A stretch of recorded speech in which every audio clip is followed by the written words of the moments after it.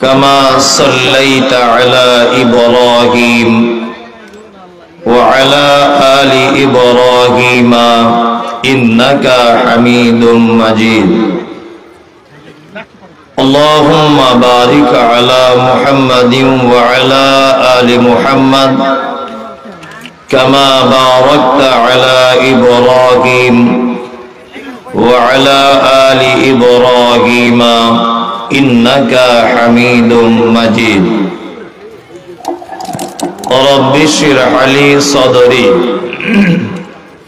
ويسر لي أمري واحلل عقدة من لساني يفقهوا قولي رب زدني علما آمين وقال الله تعالى أعوذ بالله من الشيطان الرجيم ضرب الله مثلا للذين آمنوا امرأة فرعون إذ قالت رب ابن لي عندك بيتا في الجنة ونجني من فرعون وعمله ونجني من القوم الظالمين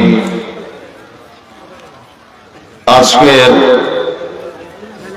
জলসার সুযোগ্য নির্বাচিত যোগ্যতম সভাপতি ইকোটা কমিয়ে দাও বাজনা টাজনা কুমার প্লেন চালাও আমন্ত্রিত ওলামায়ে কেরাম বিজ্ঞাপিত অবিজ্ঞাপিত আজকের জলসার অতিথিবৃন্দ শ্রোতা হিসাবে যারা এসেছেন চলে গেছেন আসছেন নারী পুরুষ আবাল বৃদ্ধ বনিতা নির্বিশেষে সকলকে জানাচ্ছি আন্তরিক শুভেচ্ছা ভালোবাসা প্রেম মোবারকবাদ ধন্যবাদ সাধুবাদ স্নেহাশিস যথাক্রমে শ্রেণীগতভাবে আলহামদুলিল্লাহ এতক্ষণ পর্যন্ত আপনারা হাদিস এবং কোরআনের আলোকে অনেক উলামায়ে কিরামদের কাছ থেকে গুরুত্বপূর্ণ আলোচনা শুনেছেন।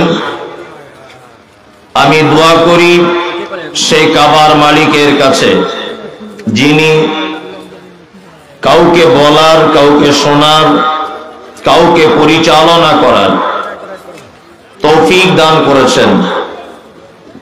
আমি সে মহান রব্বুল আলামিনের কাছে এটা চাই যে আল্লাহ তুমি আমাদের সকলকেই এতক্ষণ পর্যন্ত যারা আমরা আছি দ্বীনের জন্য কবুল করে নাও আমিন। আমি পবিত্র গ্রন্থ মুকুট আল কোরআনুল কারীমের ছোট্ট একটি আয়াত আপনাদের সামনে তেলাওয়াত করেছি। এই আয়াতকে কেন্দ্রবিন্দুতে রেখে কিছু কথা আলোচনা করব। ওমা তৌফিক ইল্লা বিল্লাহ আলাইহি তাওয়াক্কালতু ওয়া ইলাইহি উনীব। বক্তব্যের বিষয় ইসলাম ও নারী। এই ব্যাপারে কিছু গুরুত্বপূর্ণ কথা আলোচনা করার চেষ্টা করব ইনশাআল্লাহ। এই ব্যাপারে কথা বলতে গিয়ে সর্বপ্রথম আপনাকে আমি যেটা বলবো সেটা হচ্ছে এই যে সারা পৃথিবীতে আমরা যত যা কিছু দেখতে পাই সেটা স্বাভাবিক হোক আশ্চর্য কোনো বিষয় হোক এর সমস্ত বিষয়ের মূলে সব থেকে বড় অবদান যদি কারো থাকে তার নাম নারী। আজকে আমি বক্তা সারা পশ্চিম বাংলা আসাম ত্রিপুরা বাংলাদেশ সব জায়গাতে বক্তব্য দিয়ে বেড়াচ্ছি। আর আমি এখানে এসেছি এই কারণে আপনারা তার টানে অনেক মানুষ এসেছেন।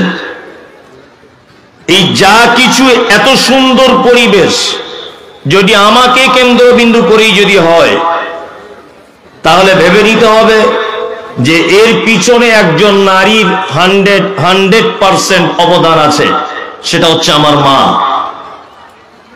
সারা পৃথিবীতে আমার পাশে বসে আছেন বাম দিকে আপনাদের এলাকার কৃতি সন্তান, আমতলা মাদ্রাসার প্রধান শিক্ষক,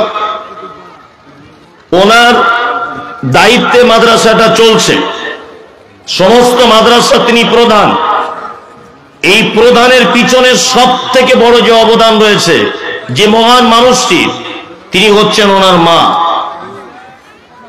শুধু তাই নয়, সারা পৃথিবীতে যত মনীষীদের জন্ম হয়েছে, প্রত্যেক মানুষের জীবনী যদি আপনি পড়ে দেখেন, তার সিংহভাগ অবদান থাকে তার মায়ের।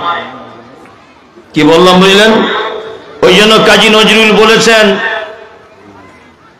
গোটা বিশ্বের যত সৃষ্টির চির কল্যাণকর, অর্ধেক তার করিয়াছে নারী, অর্ধেক তার নর।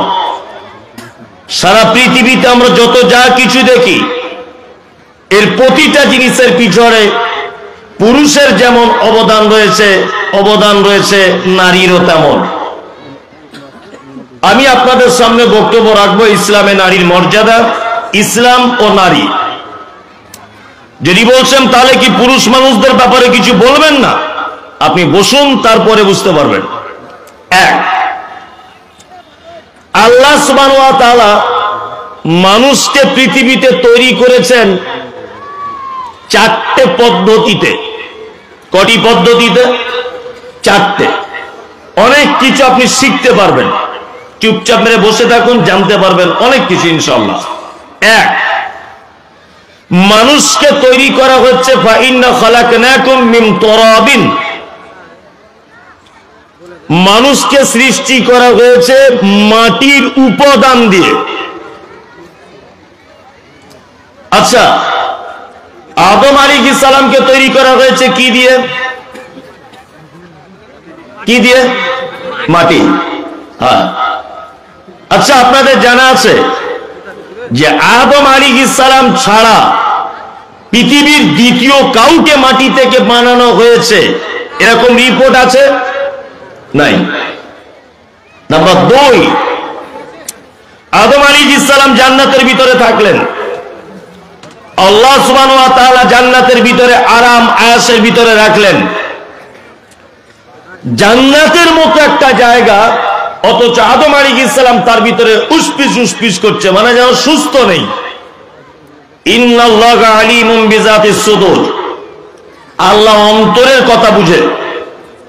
আল্লাহ বুঝতে পারছেন যে জান্নাতের মতো একটা জায়গা, তবু আদমের ভালো লাগছে না, তার মানে একটা বউ লাগবে। তার পাঁজরের হাড্ডি থেকে বানালেন কাকে? হাওয়া আলাইহিস সালাম। আচ্ছা, পৃথিবীতে আর দ্বিতীয় কাউকে হাড্ডি থেকে তৈরি করা হয়েছে জানা আছে? না। তাহলে দুটো পদ্ধতি হলো, একটা মাটি আর একটা হাড্ডি। তিন, আমাদের মাঝে একজন নবী এসেছিলেন, এই নবীটির নাম হচ্ছে ঈসা আলাইহিস সালাম।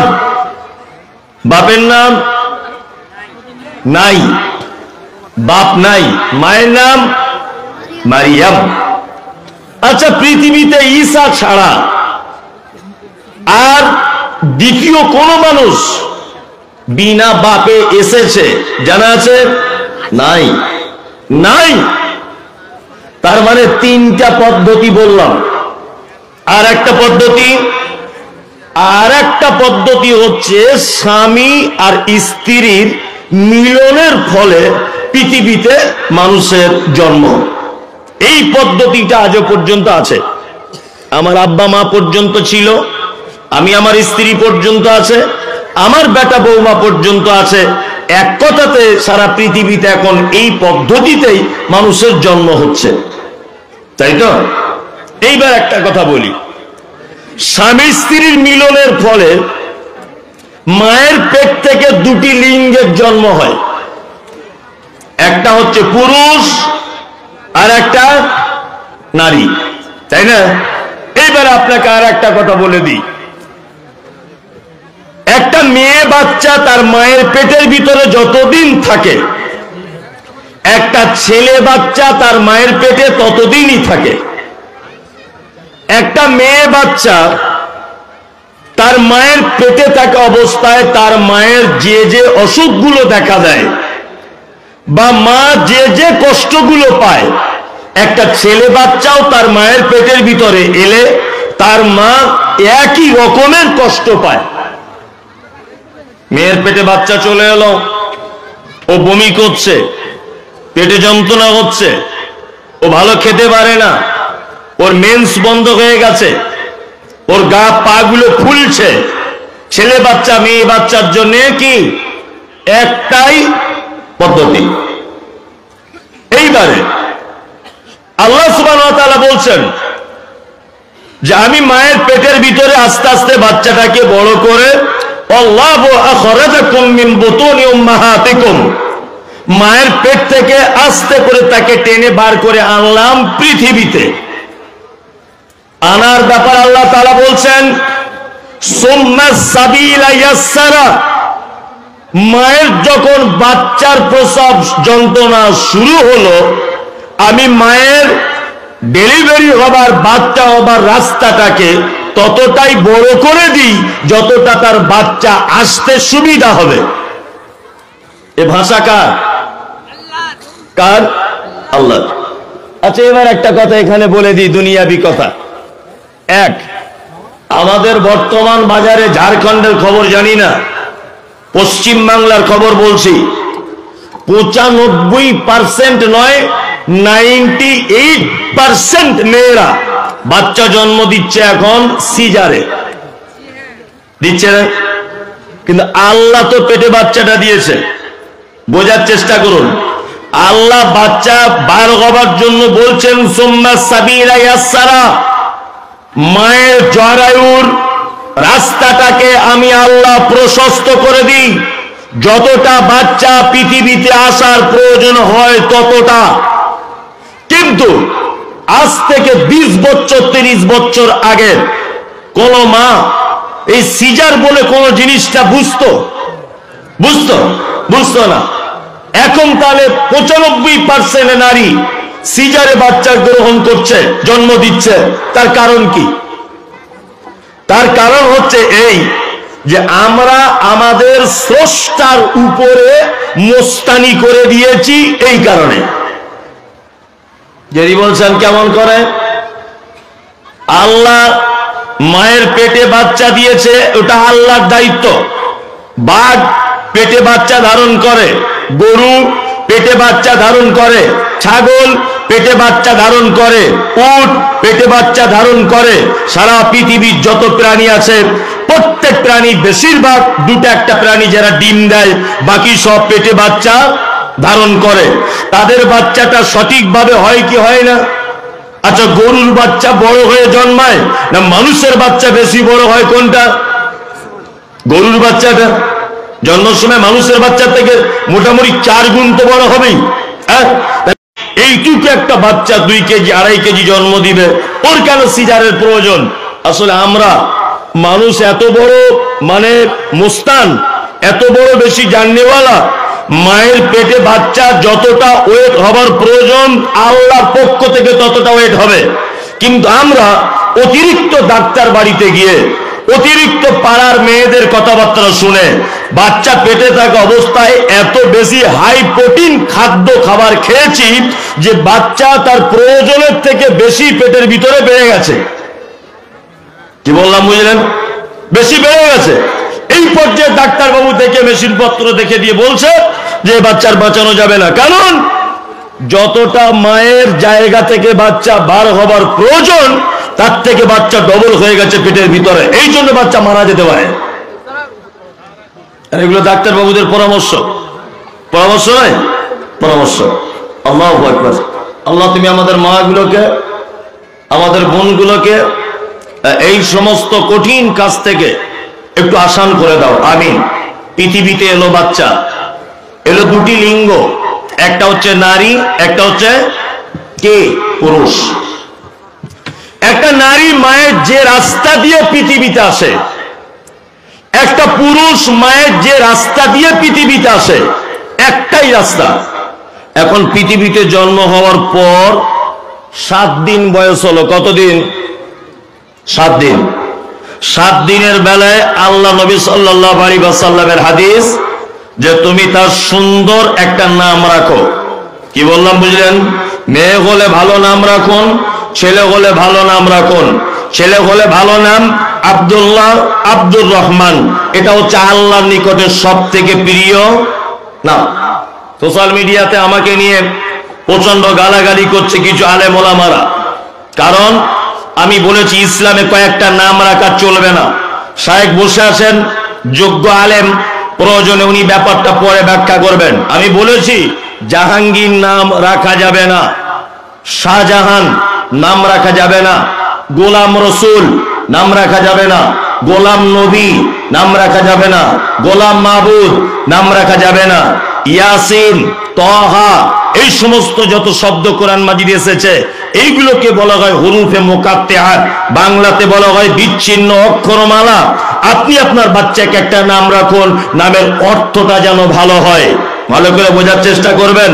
পবিত্র আল কোরআনে 29টি শব্দ আছে, ইয়াসিন, তহা, হামিম, আলিফ লাম মিম, আলিফ লাম মিম র, কাফ হা আইন সাদ, আলিফ লাম মিম সাদ, এই সমস্ত যত শব্দগুলি আছে এই শব্দ দিয়ে বাচ্চাদের নাম রাখা ঠিক নয়, কারণ এর অর্থ নেই।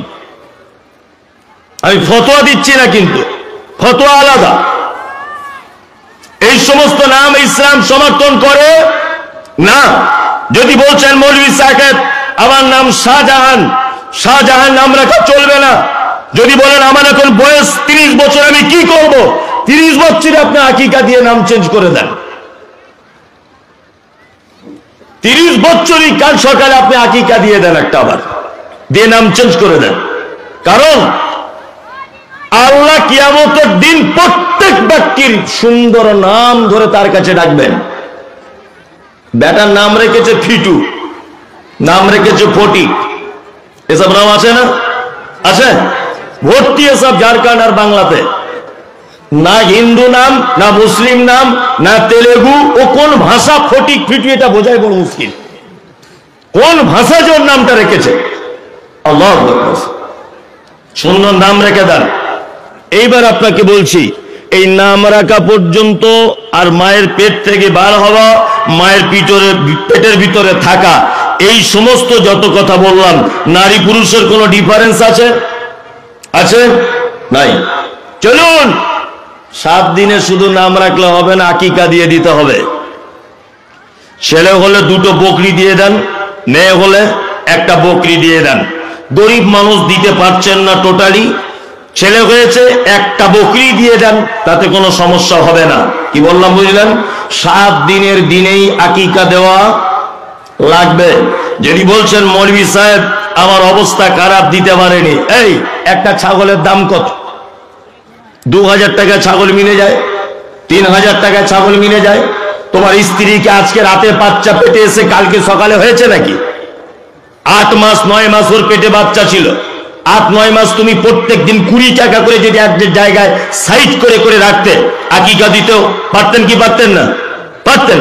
সারাদিন পান বিড়ি গুটকা খেয়ে যাচ্ছে 30-40 টাকার করে, আর 7 দিনের দিনে হুজুর মৌলভী সাহেবের কাছে এসে বলছে মৌলভী সাহেব পয়সা নেই, আকিকা দিতে পারছি না, পরে দিলে হবে, তোমার পাছার চামড়া তুলে দিতে হবে। বিয়াদব কোথাকারে। 8 মাস যাবত তুমি খৈনি বিড়ি খেয়ে খেয়ে 2-4 হাজার 5,000 টাকা নষ্ট করে দিলে। আর বাধ্যতামূলক একটি ইবাদত আকিকা, 7 দিনেই দিতে হবে। এটার বলে বলছে মৌলভী সাহেব টাকা নেই, সব টাকা আছে, ঠিক নির্দিষ্ট টাইম আকিকা দিবেন। আকিকার গোশত সবাই খাবে, ওর বাপ খাবে, ওর মা খাবে, ওর নানা, ওর নানি, ওর গোষ্ঠীর পাড়া প্রতিবেশী সবাই। ও জাল দিয়ে খাওয়াতে পারে, রেঁধে খাওয়াতে পারে, কাঁচা দিতে পারে, ভেজে দিতে পারে, যেভাবে ইচ্ছা সবাই মিলে খেতে পারে, কোনো সমস্যা নেই।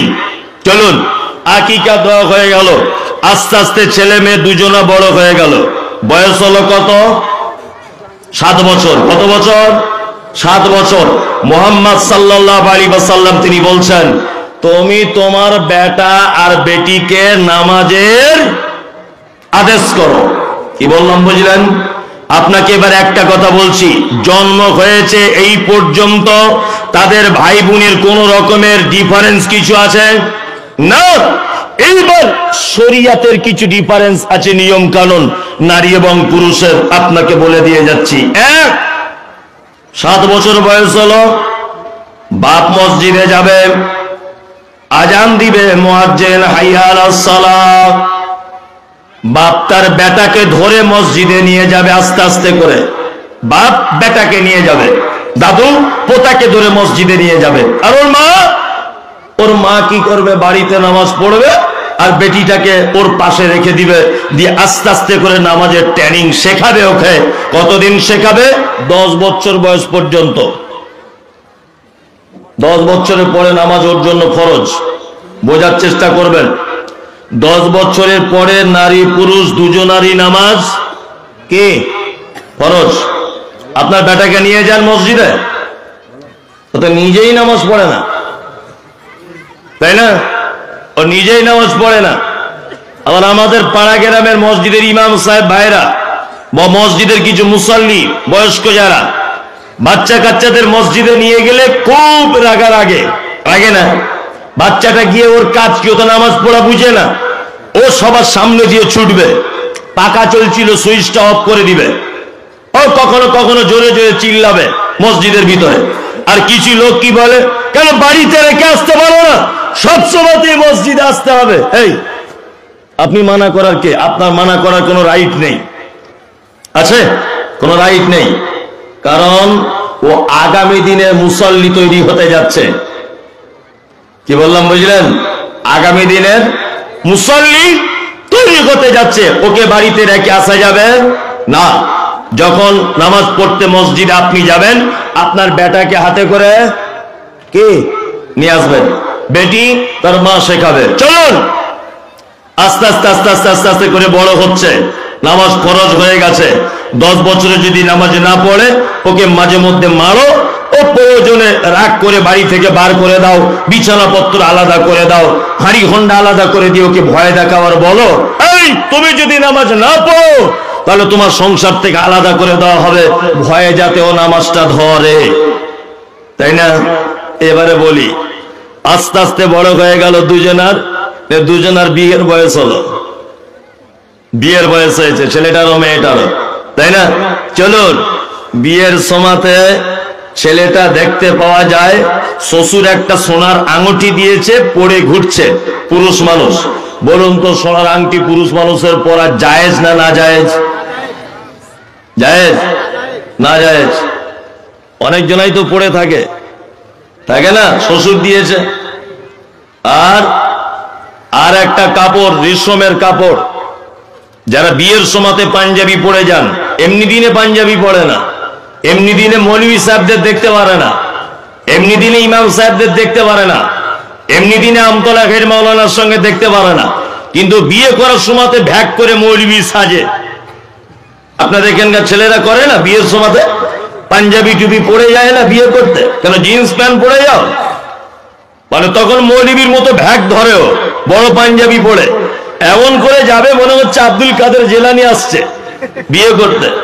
আর এত লজ্জা, ছেলেটার মুখে রুমাল দিয়ে বসে থাকে। আমাদের ওদিকে, আপনাদের কি হয় বিয়ে করতে গিয়ে এরকম করে? মানে এত লজ্জাশীল, অথচ পাক্কা হারামখোর মেয়ের বাপের কাছে 80,000 টাকা নিয়েছে। ও এত বড় হারামখোর, মেয়ের বাপের কাছে 1 লাখ টাকা নিয়ে বিয়ে করতে গিয়ে এরকম করে বসে আছে। মানে কি স্ট্যান্ডার্ড ব্যাটা, মনে কোমরে লাঠি মেরে হাড় ভেঙে দেওয়া উচিত। বিয়াদব কোথাকারে, বেটির বাপের কাছে ভিক মাংতে তখন লজ্জা করলো না, আর বিয়ে করতে গিয়ে রোমান মুখে দিয়ে আছে বসে, আর ঢং খুঁজে পায় না। আপনাদের এখানে সব আছে নাকি বিয়ে শাদিতে পন্টন? ঝাড়খণ্ডে হয় অনেক। ওই কারা কারা নেয়নি হাত তুলুন তো, যে আমি 1 পয়সাও নিইনি। তাহলে ধরা পড়বে চোর। টোটালে 20 জন। যারা হাত তুলতে পারছে না, নিশ্চয়ই মালে গোলমাল, বুঝে নিতেই হবে, তাই না? আল্লাহু আকবার। কাল সকাল হতে হতে ফেরত দিয়ে দেন। একটা লজ্জা শরম তো থাকে যে তার বাপের খাটে তুমি শো, তোমার বাড়িতে তোমার বোনের শোয়ার জায়গা হয়, তোমার ভাইয়ের শোয়ার জায়গা হয়, তোমার মায়ের শোয়ার জায়গা হয়, তোমার আত্মীয় স্বজনের শোয়ার জায়গা হয়। আর যে তোমার বউ হয়েছে ওর একটুখানি শোয়ার জায়গা নেই, বলছে তোর বাপের বাড়ি থেকে খাট এনে তোকে শুতে হবে। তোমার বাড়িতে 20 জন আত্মীয় স্বজন আছে, লেপ কেতা কম্বল সব রেডি, কিন্তু ও তোমার স্ত্রী, ও তোমার কম্বলে শুতে পাবে না, বলছো তোর আব্বাকে বল একটা কম্বল কিনে পাঠাতে। কি বলছে বুঝতে পারছেন না? তা ও যদি সব ওর বাপের বাড়ি থেকে আনবে, তা তোমার ঘরে কেন বসে থাকবে? নিজের ঘরে থাকবে, তোমার কাছে আসবে কেন? মানুষের তো লজ্জা শরম আছে। হাজি সাহেব লোক বড় পাঞ্জাবি পরে বেটার বহু দেখতে যাচ্ছে, মেয়ে পছন্দ। তা মেয়ের বাপ জিজ্ঞেস করছে, ভাই কিছু দেনা পাওনা চাওয়া পাওয়া আছে? বলছে আস্তাগফিরুল্লাহ। আপনি কি কথা বলছেন? আমি 2 নম্বর হাজি, মানে 2 বার হজ করেছি আর কি। 2 নম্বর হাজি মানে 2 বার হজ করেছে। এই টাটকা হজ করে এলাম আর আপনি আমাকে টাকা পয়সার কথা বলছেন? তবে এই ব্যাপারটা আমি জানি না, যা জানে আমার বড় জামাই জানে। এরকম লোক আছে ঝাড়খণ্ডে, ওর কাঁচা কুঞ্চি দিয়ে পাচার চামড়া তুলে দিতে হবে হাজি সাহেবের। বিয়াদব ছেলে, তুমি জন্ম দিয়েছো আর তোমার জামাই যাবে টাকা ঠিক করতে? আছে এরকম লোক? আচ্ছা, গাদা গাদা লোক। অনেকজনে হয়তো টাকা পয়সা চাহে না, বিনা পণি বিয়েটা করে, কিন্তু শাশুড়ি মেয়েদের মন খুব জিলাপির মতো পেঁচালো মন। বারে বারে ছোট বৌমাকে বলছে, বৌমা দেখো বড় বৌমা খাট এনেছে, আলমারি এনেছে, শোকেস এনেছে, আর তোমাদের ঘরটা ফাঁকা ফাঁকা লাগছে। ফাঁকা ফাঁকা লাগছে তোমার বেটাকে বলো, বৌমাকে কেন বলতে যাচ্ছ? তার মানে বলতে চাইছে যে তোমার বাপের বাড়ি থেকে আনলে ভালো হতো না? মাঝখানে একটা ছোট্ট করে শিক্ষামূলক উপদেশমূলক গল্প বলে দিই। যারা বিয়েতে টাকা পয়সা নিয়েছেন এরা কেমন লোক, শুধু এইটা আপনি শুনে যান, তারপরে বক্তব্য শোনেন আর না শোনেন। একটা লোকের আগামী বুধবার বেটির বিয়ে। তা লোকটা গরিব মানুষ, টাকা পয়সা এক জায়গায় জমা টমা করেছে, হালের গরু টরু বিক্রি করে, ভ্যান ট্যান যা ছিল বিক্রি করে, ওই অর্ধেক শতক জমি ছিল রাস্তার ধারে বিক্রি করে 4-5 লাখ টাকা এক জায়গায় করেছে। বেটির বিয়ে আগামী বুধবার। রাতের বেলা চোর এসেছে, দরজা আওয়াজ, চাচা বাড়ি আসো। হ্যাঁ, কারা বাপ তোরা? বয়স্ক লোক তো। বলছে দরজা খোলো। তা চাচা বুঝতে পারেনি পরেশগার লোক, দরজা খুলে দিয়েছে। বলছে শুনলাম তোমার বেটির বিয়ে বলে জমি জায়গা বিক্রি করে টাকা এক জায়গায় করেছো। তো বলছে হ্যাঁ বাপ, তোরা কি করে জানলি? যে সব জানি, টাকা বার কর। তো এমন মারা মারবো তোর 12:30 বাজিয়ে দেবো। চাচা তখন বলছে দেখ বাপ, তোরা টাকাটা লিস না, টাকা নিলে আমার বেটিটা বিয়ে দিতে পারবো না। চোর কোনোদিন ধর্মের কথা শুনে? কোনোদিন শোনে? শোনে না। এখন চাচা যখন টাকা বার করছে না, তখন চোরগুলো মেরেছে চাচাকে এক ঘুষি একদম। ও গিয়ে 4 ফুট দূরে পড়েছে। ও যখন পড়েছে আওয়াজ হয়েছে ধম করে, চাচির তখন ঘুম ভেঙে গেছে, মানে ওর স্ত্রীর। ওর টাকা যা আছে ঘর থেকে বার কর। বলছে দেখ বাপ, টাকা লিস না, বুধবারের দিন আমার বেটির বিয়ে, তোর পায়ে ধরে বলছি টাকা লিস না।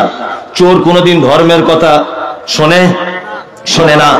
চাচি তখন ওর বাক্স থেকে 3 লাখ টাকা বার করে আর ঘুমন্ত বেটিটাকে তুলে চোরেদের হাতে দিয়ে বলছে যা বাপ, টাকাটাও নিয়ে যা, বেটিটাকেও নিয়ে যা। কারণ হচ্ছে এই টাকা নিয়ে যদি চলে যাস বেটিটার বিয়ে দেওয়া হবে না। এই টাকাটার উপরই নির্ভর করছে আমার মেয়ের বিয়ে। এক কাজ কর, টাকা যদি নিয়ে যাস বেটিটা অসহায় হয়ে যাবে, ওই জন্য ঘুমন্ত বেটিটাকেও তোদের হাতে তুলে দিলাম। ওই রাস্তায় কোথাও গিয়ে কেটে নদীর পাড়ে ফেলে দিবি, তবুও ভালো। চোরেরা তখন বলছে তোমার মতো বোকা আমরা নাকি? বেটি নিয়ে গেলে রাস্তাতে পুলিশ আছে ধরবে, টাকা দিয়ে দাও, গুনে নিয়ে চলে যায়। তাহলে চোরেদের একটা কোয়ালিটি, একটা বৈশিষ্ট্য, একটা গুণ, শুধু টাকা লিবে, বেটি লিবে না। আর আমাদের বেটার বাপেদের এমন গুণ, টাকাও লিবে, বেটিটাকেও লিবে। তাহলে বলুন তো চোর ভালো না এরা ভালো? চোরের তবু জাত আছে, চোরের তবু গুণ আছে, শুধু বেটিটা টাকা লিবে, বেটি লিবে না, তাই না? আরে এ এত বড় হারামখোর, টাকাও লিবে আবার ওর বেটিটাকেও লিবে, তাই না? কথা বাস্তব না অবাস্তব? একদম খুব সাবধানে থাকুন। চলুন, বিয়ে করতে যাওয়ার সময় একটা পাঞ্জাবি পরে যায়, তার কাপড়টা রেশমের হয়, যদি 5,000 টাকার বেশি যদি সারওয়ানিটার দাম হয়, তাহলে ওটা রেশমের কাপড় দিয়ে তৈরি করা হয়। বিশ্ব নবীর হাদিস হলো এই, পুরুষ মানুষের জন্য রেশমের কাপড় ব্যবহার করা হারাম। 2 নম্বর, নারী যদি অলংকার হিসাবে পায়ের পাতা থেকে আর মাথার চুল পর্যন্ত, হাতে পায়ে সব জায়গায় যদি অলংকার ব্যবহার করে, যাকাত দেওয়ার পরে পরে তার জন্য সোনা চাঁদি মণিমুক্তা সব কিছু জায়েজ। কিন্তু পুরুষ মানুষ সোনার কোনো অলংকার ব্যবহার করতে পাবে না, ওটা তার জন্য হারাম। চলুন আর একটা বলে দিই, মেয়েরা বিয়ে করার সময়তে মেহেন্দি লাগায় কি লাগায় না? এটা মেয়েদের জন্য জায়েজ। ছেলেরা হাতে মেহেন্দি পরতে পাবে না। চুল যদি পেকে যায় তাহলে চুলে মেহেন্দি করতে পাবে, অসুবিধা কিছু নাই। এই জায়গায় ডিফারেন্স। আর একটা ডিফারেন্স বলি, আপনার মসজিদে নামাজ পড়তে গেছেন, ইমাম সাহেব জামাত শেষ করে দিয়েছেন, আপনি একা একা তাকবীর দিয়ে নামাজ পড়ছেন, আর একজন লোক সেও তার জামাত ছুটে গেছে, ও মসজিদে এসেছে নামাজ পড়বে বলে। বলুন তো দেখি, আপনি যদি ইমাম হন, ওই লোকটা আপনার কোন দিকে দাঁড়াবে? ডান দিকে দাঁড়াবে। আর একটা লোক এলো, ওই লোকটা কোন দিকে দাঁড়াবে? বাম দিকে। হলো না, গাড়ির চাকা জ্যাম। কি বললাম বুঝলেন? ওই জন্য একটা কথা বলে দিচ্ছি, শুনে নেন। আমি একটাও যদি এখানে কোনো ভুল কথা বলে দিই, তা শায়েখ উনি আমাকে নোট করছেন মনে মনে, পরবর্তীতে আমার সংশোধন করে দিবেন, দিলে খুব উপকৃত হব। ওনার জন্য আমি দোয়া করব যতদিন বেঁচে থাকবো। পদ্ধতি হচ্ছে এই, যে জামাত যখন শেষ হয়ে যাবে, আপনি একা যদি মসজিদে নামাজ পড়েন, আপনার উচিত হবে সামনে একটু জায়গা ফাঁকা রাখা। কারণ 3 জন পুরুষ মানুষ এক কাতারে সোজাসুজি করে সালাত আদায় করা যাবে না, ইমামকে আগে বেড়ে যেতে হবে। যদি একান্তভাবে ইমাম আগে বাড়ার যদি রাস্তা না পায়, তাহলে আরেকজন পিছনে চলে আসবে। ইমাম হিসাবে পুরুষ মানুষ সব সময়তে থাকবে কোথায়? আগে। চলুন, ইমাম সাহেব নামাজ পড়তে পড়তে রুকুতে গেল না, সেজদায় চলে গেল, একেবারে একবার সেজদা দিয়ে উঠে বাদ চলে আসছে, আর একবার সেজদা ভুলে গেছে। এক কথায় বোঝা যায় ইমাম সাহেবের কোন একটা রুকুন ছুটে যাচ্ছে। তাহলে মুসল্লি যদি বুঝতে পারে, কি বলে তাকে স্মরণ করিয়ে দিবে? সুবহানাল্লাহ, তাই না? চলুন, তাহলে পুরুষ মানুষ যদি ইমাম হয়, আগে বেড়ে ইমামতি করবে। আর নারী যদি ইমাম হয়, তাহলে 100 জন নারীর যদি সে ইমামতি করে, আর এইখান থেকে যদি প্যান্ডেলের শেষ পর্যন্ত যদি নারীদের কাতার হয়, তাহলে বিশ্বনবী বলেছেন, নারী তুমি আগে বেড়ে ইমামতি করতে পাবে না, তোমাকে কাতারের মাঝখানে দাঁড়াতে হবে। আর নারীদের ইমামের যদি ভুল হয়ে যায়, তাহলে তালি দিয়ে ইমামকে স্মরণ করিয়ে দিবে। তালির ব্যাপারে বলা হয়েছে যে এইভাবে এই রকম করে মারবে। এতে যদি বুঝতে না পারে, তাহলে জোরে মারবে। যদি ওর স্মরণ হয়ে যায় যে আমার একটা রুকু ছুটে গেছে, আমার একটা সেজদা ছুটে গেছে, তাহলে নিজের ভুলটাকে নিজে সংশোধন করে নিবে। দুটো একটা ডিফারেন্স হলো না? কি হলো না নামাজের ভেতরে? আর একটা দুটো ডিফারেন্স বলে দিই। সেটা হচ্ছে কি? সেটা হচ্ছে রুকু সেজদার ব্যাপারে নারী পুরুষের কোন রকমের ডিফারেন্স নাই, একটাই রকম করে রুকু সেজদা করবে। কিন্তু আমাদের পাড়া গ্রামের মা চাচিরা যখন রুকুতে যায়, এমন আঁটো করে যাচ্ছে মনে হচ্ছে 4 বছর ধরে প্যারালাইসিসের রুগী, তাই না? অথচ একই রকম ভাবে যেতে হবে না? যেতে হবে। আচ্ছা, এবারে এতক্ষণ আপনাকে বললাম শরীয়তের দৃষ্টান্তে নারী এবং পুরুষের কিছু কিছু জিনিসের ডিফারেন্স কি আছে। আরো কিছু ডিফারেন্স আছে যেগুলো আমি আর বলছি না। এবার আপনাকে আর একটা কথা বলি, চলুন। এতক্ষণ কিছু মাসলা মাসাইলের ব্যাপারে ডিফারেন্স বললাম, এবারে মর্যাদার ব্যাপারে ডিফারেন্স কি? মর্যাদার ব্যাপারে আপনাকে জিজ্ঞাসা করছি, আপনি বলুন, নারীর মর্যাদা বেশি না পুরুষের মর্যাদা বেশি? কথা বলুন, কথা বলুন। চাকা ঘুরে না। নারীর মর্যাদা বেশি না পুরুষের? নারী। পুরুষ শুধু আমাদের কাছে একটা ব্যাপারে সম্মান পেয়েছে, কি না আব্বা, অর্থাৎ পিতা। ভালো করে বুঝবেন, পুরুষ আমাদের কাছে একটা জায়গায় সম্মান পেয়েছে, তার নাম পিতা, তাই তো? আর নারী, নারী আমাদের কাছে অনেক কোয়ালিটি, অনেক স্তরের সম্মান পেয়েছে। যেমন বলি, নারী মা হিসাবে সম্মান পেয়েছে, নারী স্ত্রী হিসাবে সম্মান পেয়েছে, নারী বেটি হিসাবে সম্মান পেয়েছে, নারী নারী বোন হিসাবে সম্মান পেয়েছে। কি বললাম বুঝলেন? নারী তাহলে আমাদের থেকে সম্মানের কটা গুণে বেশি? চারটা, তাই না? আল্লাহ বা আল্লাহ রাসূলের কাছে কত সম্মান ওটা পরে বলছি। দুনিয়াতেও আপনি দেখুন পুরুষের থেকে নারীর সম্মান অনেক বেশি, অনেক বেশি। আমাদের বেঙ্গলে হলে বলতে সুবিধা হতো, বেঙ্গলের লোক কেউ আছেন না? সব ঝাড়খণ্ডের? ওরে বাবা, অনেক বেঙ্গলের লোক। তাহলে নারী পুরুষের মর্যাদা আপনারা বুঝতে পারবেন। লক্ষ্মীর ভান্ডার পায় কারা? নারীরা। কন্যাশ্রী পায় কারা? নারীরা। রূপশ্রী পায় কারা? নারীরা। সবুজ সাথী পায় কারা? নারীরা। সব নারীরা, তাই না? 10,000 টাকার ফোন কেনা থেকে শুরু করে মমতা ব্যানার্জি বাড়ির মেয়েদের যা টাকা দিয়েছে, ও স্বামীকে 10 পয়সা দাম দিবে না। আগে তো 500 টাকা লক্ষ্মীর ভান্ডার ছিল, এখন 1000 টাকা করে দিয়েছে শুনছি। আর টিকটকে মোবাইলে দেখছি মেয়ে ছেলেরা সব নাচছে ন্যাংটো হয়ে। কদিন পরে স্বামীকে বলে দিবে, তোমাকে আর কি আর করি না। ফালতু বলবো না, মমতা দিদি জিন্দাবাদ, সব জায়গাতেই বলছে। যাই হোক, এইবার আপনাকে একটা কথা বলে দিই, তাহলে পৃথিবীর দিক দিয়েও জাগতিক প্রয়োজনেও মর্যাদা বেশি হলো কার? নারীর।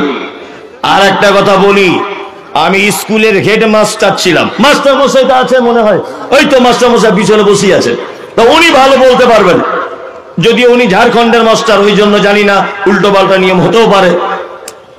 আমি মাস্টার সাহেব যদি এখন মারা যান, বোঝানোর জন্য বলছি, যদি মারা যান আর ওনার স্ত্রী যদি বেঁচে থাকেন, আচ্ছা বলুন তো, উনি মারা যাবার কারণে ওনার স্ত্রী অর্ধেক পেনশন পাবে কি পাবে না? পাবে, পাবে। ওটা পশ্চিম বাংলাতে আছে, তাই তো?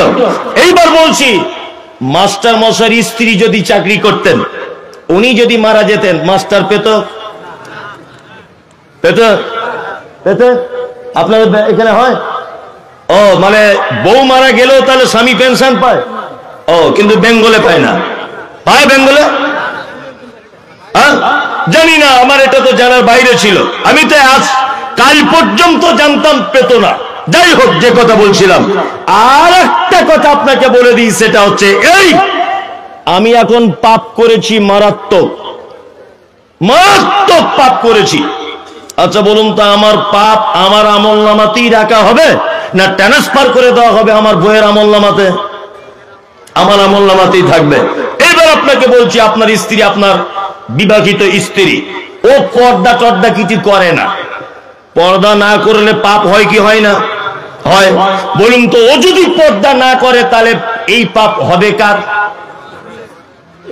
কার? স্বামী। স্বামী এক কথাতে স্ত্রীর ব্যাপারে কিয়ামতের মাঠে জবাবদিহিতায় বসতে হবে কি হবে না? হবে।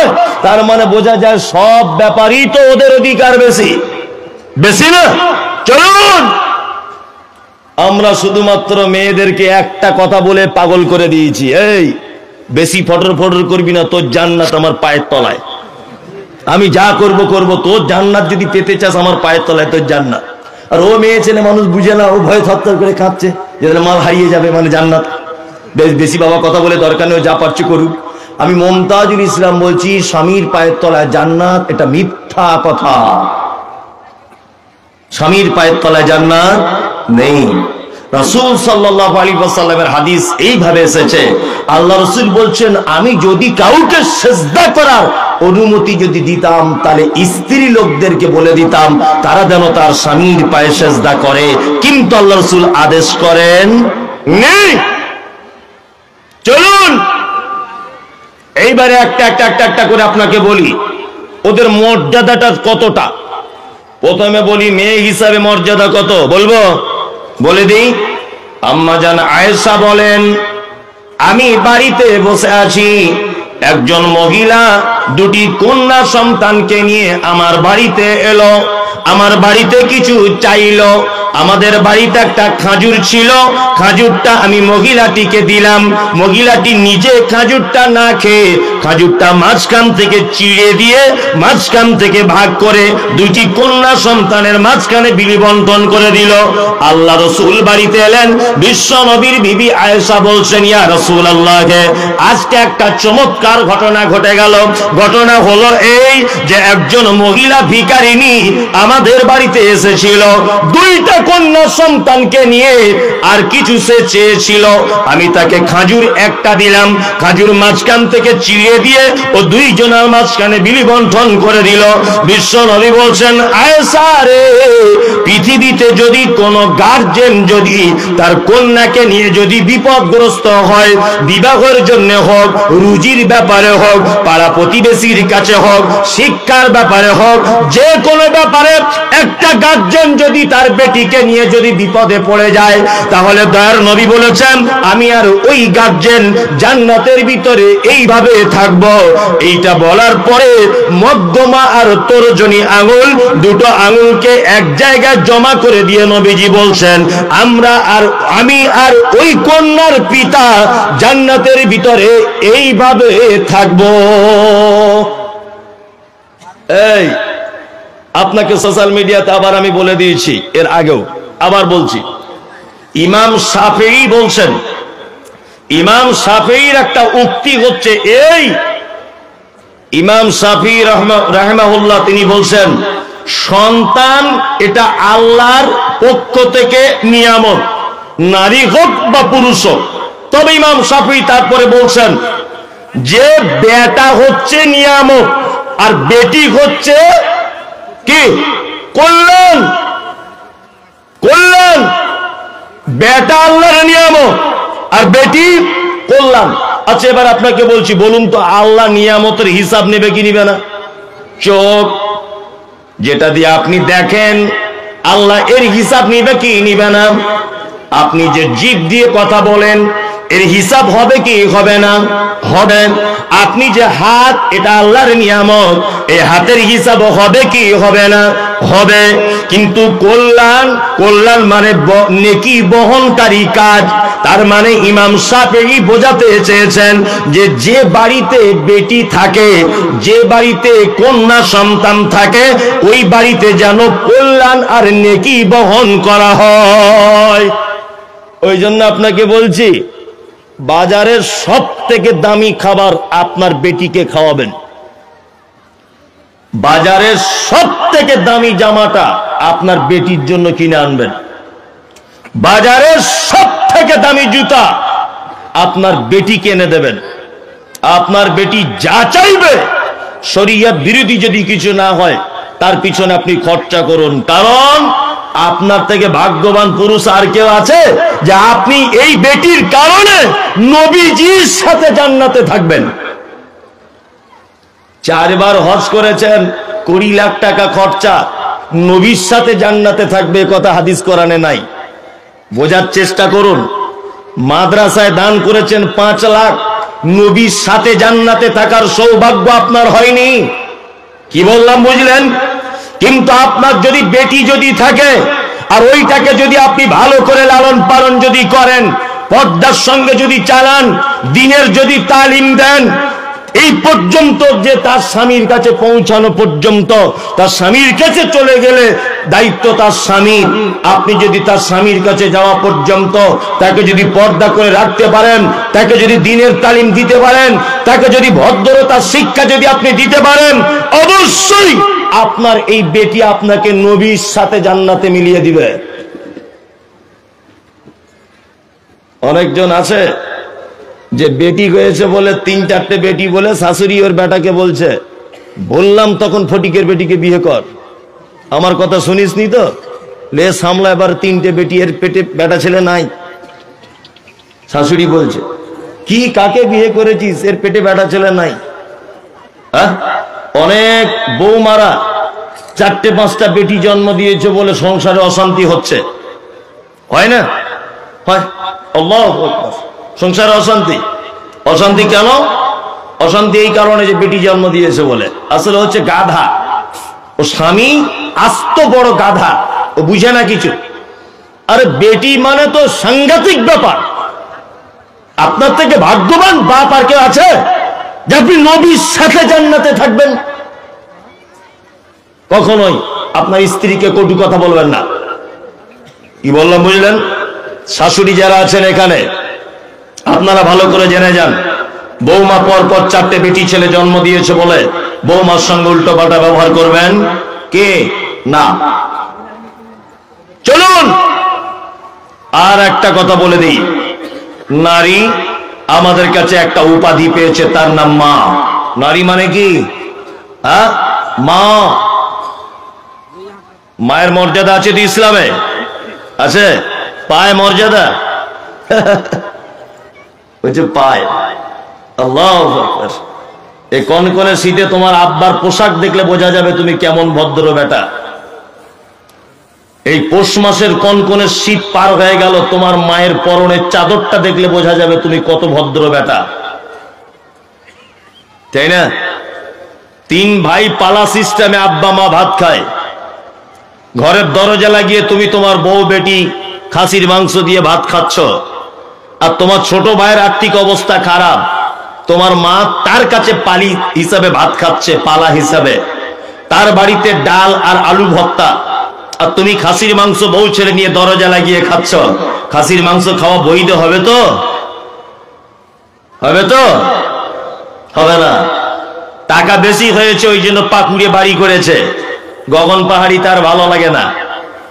কি বললাম বুঝলেন? আব্বা মা গগন পাহাড়িতে আছে, পাকুড়ে নিয়ে যাওয়ার কথা বলছে, তা বলছে না, 2তলা বাড়ি তো, সিঁড়ি দিয়ে উঠতে পারবে না, স্লিপ খেয়ে পড়ে যাবে, ওরা পুরাতন বাড়িতেই থাক বুড়া বুড়ি।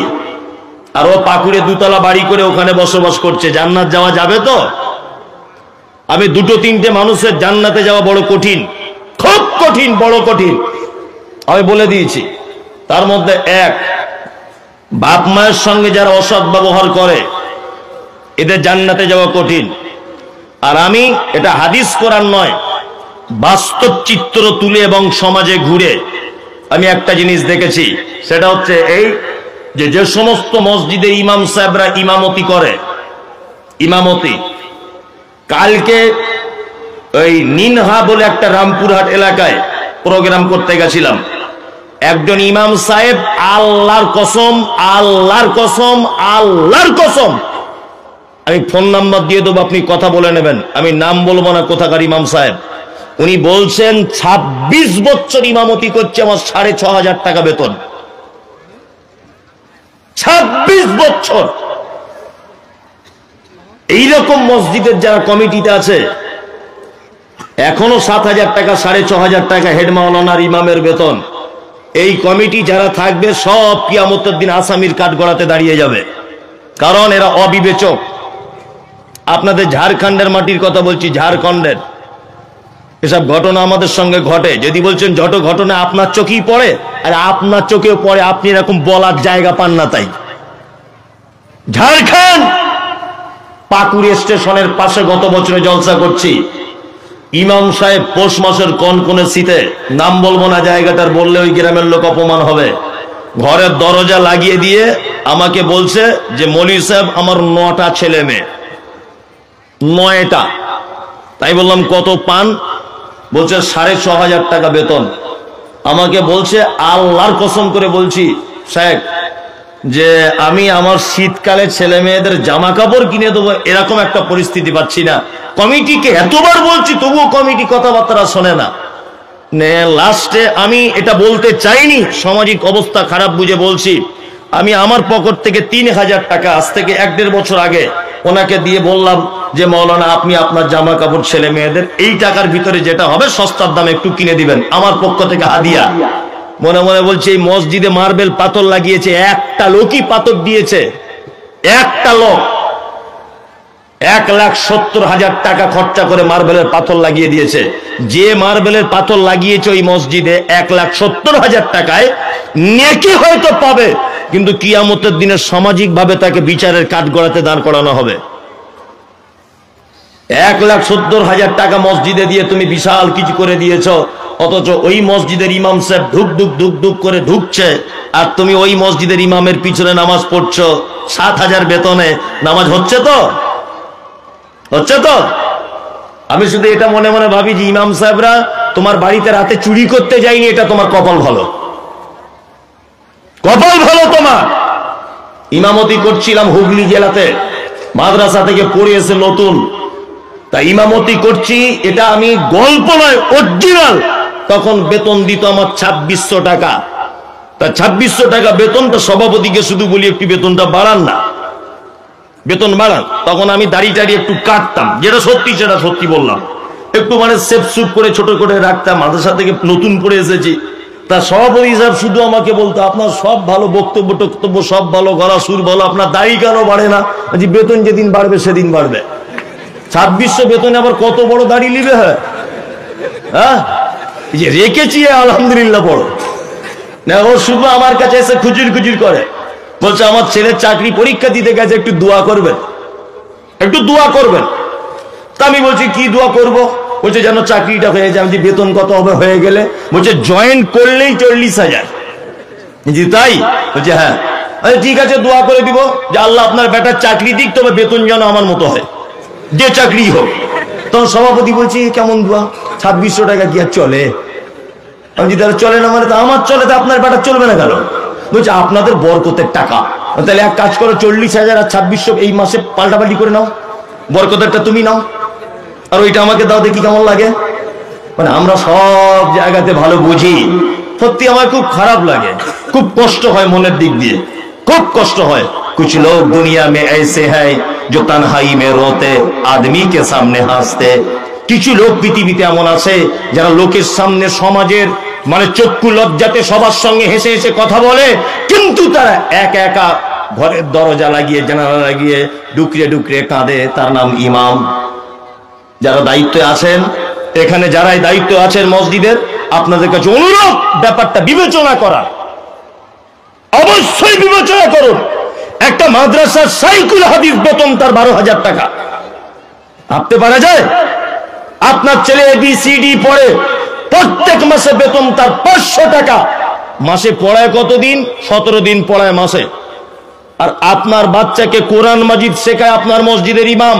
কোনদিন আপনি ইমাম সাহেব বাড়ি যাওয়ার সময় 200 টাকা হাতে দিয়ে বলেছেন যে ইমাম সাহেব আমার বেটাকে আপনি কোরআনের শিক্ষা দিচ্ছেন, প্রত্যেক অক্ষরে 10টা করে নেকি, আমার পক্ষ থেকে আপনাকে 200 টাকা হাদিয়া দিলাম? একটা লোক বলুন তো যে আমি দিয়েছি? একটা লোক বলুন এখানে, কেউ নেই। আর ইমাম বাপ মরে গেছে, ইমাম সাহেব বলছে দোয়া করে দেন যাতে জান্নাত চলে যায়। ইমাম সাহেব দোয়া করছে রব্বানা আতিনা, আল্লাহর বাপকে জান্নাত দিয়ে দাও। মন থেকে বলছে? জীবনে জীবনে মন থেকে বলবে না। তোর বাপ মরে গেছে আমি কেন দোয়া করতে যাবো? 7,000 টাকা বেতন, আবার দোয়া জান্নাত? এমনি লোকাল দোয়া নিয়ে এলো, জান্নাতে পাবে না। আমি ইমাম সাহেব ভাইদেরকে বলে দিয়েছি, কেউ দোয়া করতে দিলে উল্টো করে দিবে, একদম উল্টো করে, যেমন বেতন তেমন দোয়া। খুব সাবধানে থাকবেন, বুঝলেন তো? এদের ব্যাপারে একটু লক্ষ্য রাখবেন, এদের ব্যাপারে একটু লক্ষ্য রাখবেন। এগুলো একদম মানে বিবেচনার ভিতরে আসছে না, আসছে আসছে না। চলুন, পৃথিবীতে গাড়ি বাড়ি টাকা পয়সা সব কিছু করে একটা মানুষ জান্নাতে যেতে চাইছে, কিন্তু 4 ভাই, আব্বা মা খেতে দেয় না। আর যদিও বা খেতে দেয় 15 দিন করে সিস্টেম করে দিয়েছে, 15 দিন করে। আপনাদের এখানে আছে ঝাড়খণ্ডে? আছে, 15 দিন করে দিয়েছে। তা মনে হচ্ছে ওর বাপ মসজিদের ইমাম আর ওর মা মুয়াজ্জিন, মানে পালি সিস্টেমে ভাত খায়, খায় না? একদিন যদি এদিক এদিক হয়ে যায় তো বৌমারা বড় বড় চোখ বার করে, আর আবার বলে ক্যালেন্ডার দেখে খেতে পারো না, আর 17 তারিখ হয়ে গেল। আবার কেউ কেউ বলছে আমাদের তরকারি কি খুব মিষ্টি, ছেড়ে যেতে মন চায় না, বুঝছে না?